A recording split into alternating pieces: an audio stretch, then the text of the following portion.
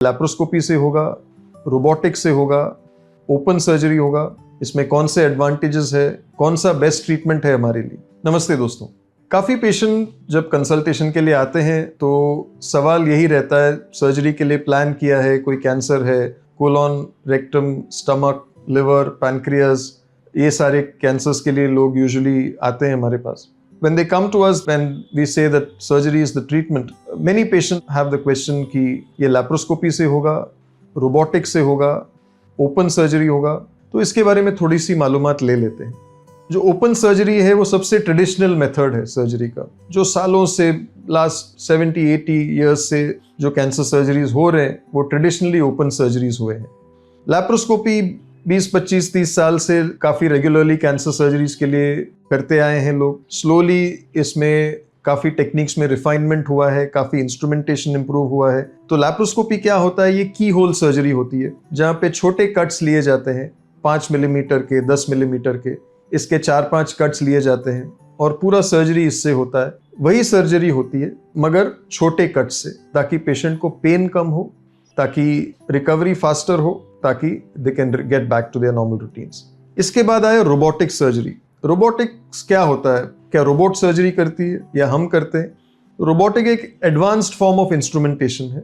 Minimal access surgery का सबसे best version robotic surgery है, बट रोबोटिक सर्जरी में काफी एडवांटेजेस होते हैं ओवर लैप्रोस्कोपी। इससे एडवांटेज काफी मैग्निफिकेशन होती है, मतलब छोटी चीजों को भी हम इनलार्ज करके देख सकते हैं। और इससे क्या होता है कि जो विजिबिलिटी इंप्रूव होती है सर्जन की, तब जाके उसका आउटकम्स होते हैं वो भी इंप्रूव होते हैं, टिश्यू ट्रॉमा कम होता है, इस वजह से रिकवरी भी फास्टर होती है।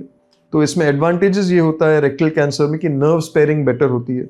छोटे छोटे नर्व्स जो इंपॉर्टेंट है, वो नर्व्स जो कभी दिखते भी नहीं है नेकेड आई को, वो रोबोटिक्स में बहुत क्लियरली दिख जाते हैं, तो उनको सेव कर सकते हैं और इससे ये फंक्शंस का सेव करना बेटर होता है। लिम्फ नोड्स का विजिबिलिटी बेटर होता है, ब्लड वेसल्स बहुत मैग्निफाइड दिखते हैं। The magnification really helps. Robot में काफ़ी सारे नए नए फीचर्स होते हैं जो इंश्योर करते हैं कि ब्लड सप्लाई की क्वालिटी हम देख सकते हैं ICG से। तो ये सब चीज़ों से हम लोग काफ़ी सारे उसमें फीचर्स होते हैं जिससे सर्जरी की सेफ्टी बढ़ जाती है, सर्जरी की प्रिसिशन, एक्यूरेसी बढ़ जाती है। तो that is the advantage of robotic surgery.